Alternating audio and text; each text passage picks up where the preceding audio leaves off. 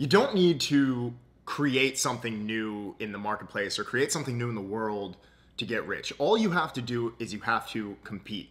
And this is an idea that has been kind of etched into my mind, especially recently because me and the team, we've been watching the Spotify Netflix series that they did on Daniel Ek and how he did Spotify and all of the drawbacks and all the things that happened to him. And there's a scene in that show where he's sitting in the courtroom, he's getting absolutely grilled by the US government about him being a monopoly, and he says a line and he says, Spotify is one of many players in the marketplace, but Spotify in that scenario, and actually to this day, has the largest market share out of anyone when it comes to music streaming services. And it got me to thinking a few different things because we have a software that we run and I've just been in business for a few years now and I know how to compete in marketplaces. And there are always going to be players, whether it's info products, whether it's agency, whatever it is, whether it's gas stations, where you have a few different people or a few different companies or businesses that are at the top of the food chain. This is your Coca-Cola. Coca-Cola versus Pepsi. And Coca-Cola versus Pepsi is a really good example because Coca-Cola always sells more than Pepsi. And it's because Coca-Cola is able to win on #1 brand. And there's 3 different ways you can compete in the marketplace because if you genuinely want to get rich as fast as possible or you want to start making money as fast as possible, you don't need to go create the next Facebook. You don't need to go be the next Zuckerberg or the next Elon.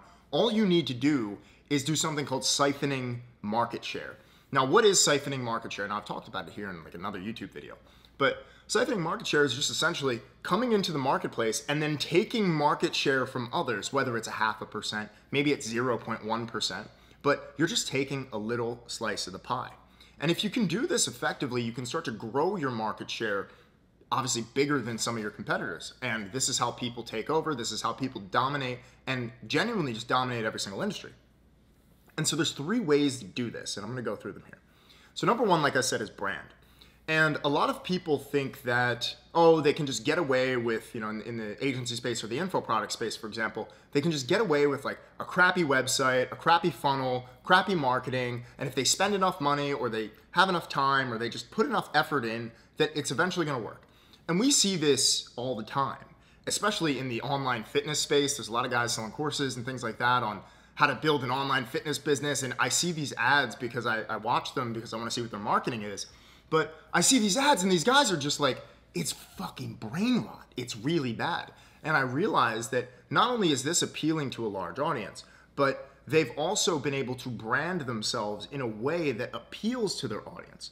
So where I'm sitting here and I'm saying, wow, this is really bad, it's definitely making money because I've been seeing the ad so many times, or I've been seeing the reels or the TikToks or the YouTube videos so many times. And so a lot of people think you can just get away with that. Now, in some instances you can, but this is called what I like to call raw dogging traffic or raw dogging the marketplace. You can get away only up to a certain point. You can get away with all this stuff.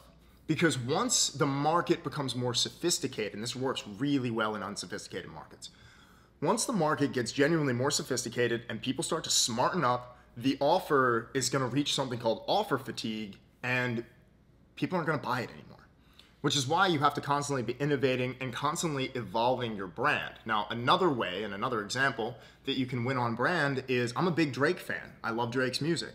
And Drake has been able to not only stay consistent throughout the entire course of his career, but consistently stay at the top because he constantly innovates his music, he constantly innovates it and changes his brand so that people are consistently and always talking about him and what he's doing and what he's putting out and his art.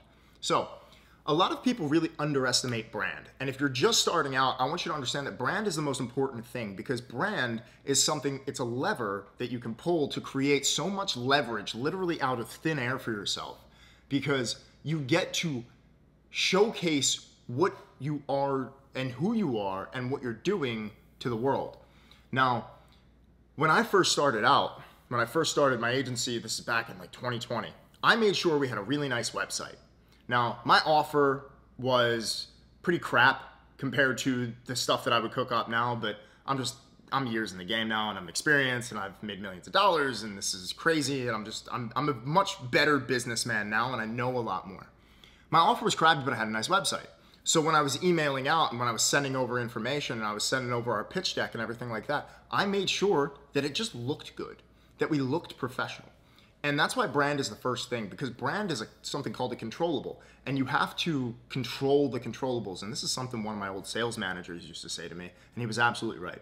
You have to focus on the controllables, what you can control in business, in your life. You can't control who's going to become president. You can't control what the politics are. You can't control the external factors. You can't control the macro economy. You can't even control a micro economy unless you have a monopoly on it. So you can only control things in your life that are brand or focused or centered around you, like your business and how you present yourself and how you showcase yourself and how you speak and how professional you are and the way that you come across to potential customers, potential clients. And so I want you to, if you're just starting out or even if you're advanced, you want to showcase like you are larger than life. Because when you're larger than life, people are going to take you more seriously, regardless if you're a solopreneur, a solo operator, or you're just getting started. So brand is the most important thing. And the way that you can truly win on brand is to ask yourself a simple question, which is, when you finish your work, or when you finish your presentation material, you finish your website, you finish doing whatever thing, or even if it's work for a client, I want you to take 20 minutes, 30 minutes, or an hour, a few hours, and I want you to come back to it and look at it again. And I want you to ask yourself, did I do the best I could? Or did I do the best I can? Usually your answer is going to be no. There's going to be things that you can tweak. So that's number one, brand. Number two is price. So right now with the software company that we are running, we have, how many salespeople we have? 12, 11. We have 12, 11. Including you, it's 11. Okay. So we have 11 people now. And including me, that's 12. So we have a team of 12. We have 11 outbound guys. And we have one sales manager, 10 outbound guys. And the sales manager is also an outbound guy. And he's sitting right over there. So when we're going to compete in this marketplace, we need to be priced accordingly to our competitors. But price, and I want you guys to understand this, that price is based on the value and the perceived value of your product.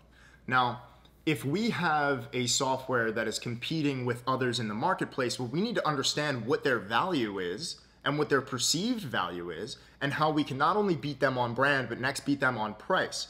Now, here's the thing is, we might in the marketplace be a little more expensive than our competitors, or we might increase the price to be a little more expensive than our competitors. But the thing is that you always pay for quality. I have a Pepsi GMT Rolex on. I paid for quality.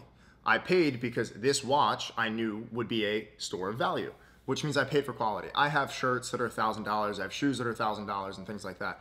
And my beautiful place here is, it's all right, but you pay for quality. And so you have to make sure that you're priced accordingly to the marketplace, but also you're able to increase your price based on the quality or the services delivered. Now, even if our price is a little bit more expensive than our competitors, or it might be cheaper than our competitors, depending on the deal that we're doing or depending on what we're trying to do here in the marketplace, what's going to happen is we just need to make sure that we give enough value based on the money. And our entire brand and where we win first is on brand. If we're able to deliver that messaging and that marketing and also couple that with a beautiful brand and something that we can really look at and be proud of, and that our customers can look at and be like, wow, this looks really good, then we've already won half the battle. Because next, it comes down to price. What features are there? What can we do? Who is it made for? Who can we service? And then what is the price in relation to the marketplace? Now, if you're dealing with an unsophisticated audience and they don't know the price, you can be flexible. You can double the price, you can triple the price, you can quadruple the price, or you can cut the price in half just to get deals moving forward. It doesn't really matter. So you want to make sure that you're winning not only on brand, but winning on price. And that is used to capture and siphon more of the market share in the marketplace, because that's all you need to do. We didn't need to reinvent the wheel and make some app and get a bunch of users and burn a bunch of money like everyone else in Silicon Valley does. All we're doing is we're coming to the marketplace, better product, better features, standard price. Maybe it's going to be a little bit more expensive, but it's worth it. So people pay for quality. And you want to understand that if your price is competitive, you can also compete in areas as well where you can justify the more expensive price. Now, Number 3 is, if you haven't thought about it already, number 3 is product. This is the last one in this area because you have to win the customer first before they get access to the product. You have to win on marketing, you have to win on brand, you have to win on sales, and you have to win on price, right? Marketing is brand, sales is price, and product is always going to be product, and product is the most important thing in terms of service delivery and customer retention. And the way that we do this is we just simply build the best product. And going back to another video that I made, you have to take a look at the products in the marketplace and the other companies in the marketplace and see what they're doing and just simply figure out, how can I deliver this better? How can I make this better? And how can I just structure myself and put myself in a position to capture market share? And if you do this well, you're gonna make a lot of money. There's a really good quote: if you stand in the middle of a river, money's like a river, and if you stand in the middle, you'll get wet, right? And you'll make some money. It's something like that. Because product is where your customers actually get the experience of working with you. And I pride myself, especially throughout my career, of just simply making the best products possible. And this is something that I've done throughout my life. I was a guitar player growing up, and I created art and I created music. And even when I was creating music, I was able to I would sit there and I'd be like, I want to make this the best possible thing that I can. And that is my business philosophy. If you make great products and also win on brand and pricing, then you're gonna win in the marketplace eventually. And so if you're lacking in one of those areas, it also tells you exactly what you need to fix at every single different level. So if there's no customers even interested, if you have no traffic, then your brand or your marketing sucks. If you have customers that are interested, but they're not buying, then there's an issue with the value proposition or the sales or the price, right? And then if customers are buying, but then you have to give out a bunch of refunds, well, then your product and your customer experience sucks. So each one of these different things, when you go to siphon market share and compete in these marketplaces, each one of these things just tells you exactly what you need to fix in the business. Now, this is a general overview. I could get so much more tactical about, okay, well, every single thing, each of these 3 different levels here, we have brand, we have price, and we have product, you can win in these areas. Each of these different sections has a million different things in there, right? So brand, marketing, is the copyright, is the landing page right, is the funnel right, is the marketing, is the back-end infrastructure set up, right? For sales, is our sales team dialed in? What's our sales process? Where are we losing customers? There's a ton of questions that you can ask. But that being said, you want to make sure that after you do all this stuff, right? If you're just starting out, brand, marketing, make sure your price is competitive in the marketplace, and then you can finally do product, because you can iterate on your product after customers pay for it. If customers aren't coming in, then there's no reason why you should be building or iterating on any single product that you have. And this is really important stuff, because everyone else gets it backwards. They say, oh, I have this idea, I'm gonna build this great product. Now, Silicon Valley, they go out and they raise money. Other people, they say, oh, I'm gonna build this course, I'm gonna build this thing, I'm gonna do this thing. And they sit there and they learn and they waste tons of time, tons of energy. They say, I think I can do it myself, and it just simply doesn't work. They fall flat on their face, they waste a ton of time, ton of energy, ton of money in a lot of cases, and especially with clothing brands. Don't even get me started with those. And I say, I'm gonna make these great things before they sell it. And then they don't have a brand. So you have to focus on brand, then sales and marketing, or sales and pricing, sorry, and then product. Product is always going to be the last, but product is undoubtedly the most important. So that is how you siphon market share, and that is why you don't need to create anything new in the marketplace. Every t-shirt is just a t-shirt, it's just got a different brand on it, or it's a different material. All you need to do is look at what's working, figure out how you can do it better, and siphon market share and take and squeeze the market and squeeze the universe for as much market share as you possibly can, and that's how you'll make money. Right now, we're actually playing around with this idea of making a Calendly competitor, and I put it on Twitter. Maybe I'll put some, I'm not gonna put it up, but I was messing around with this idea on Twitter, and it got like 150,000 views, and everyone was like, I hate Calendly too. I hate this software too. This software sucks.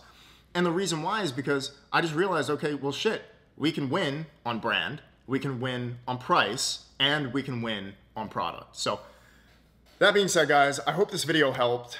There's some free stuff below. Passive cold call script. I don't know how long I'm gonna be running that for, but go check that out. And then also take a look at Synthesis, our software, because we're building out actively building out new features.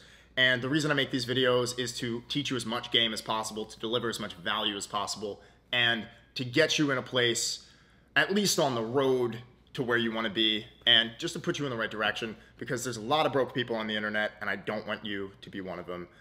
My name is David. Thank you for watching, and I will see you in the next video. Much love. Take care.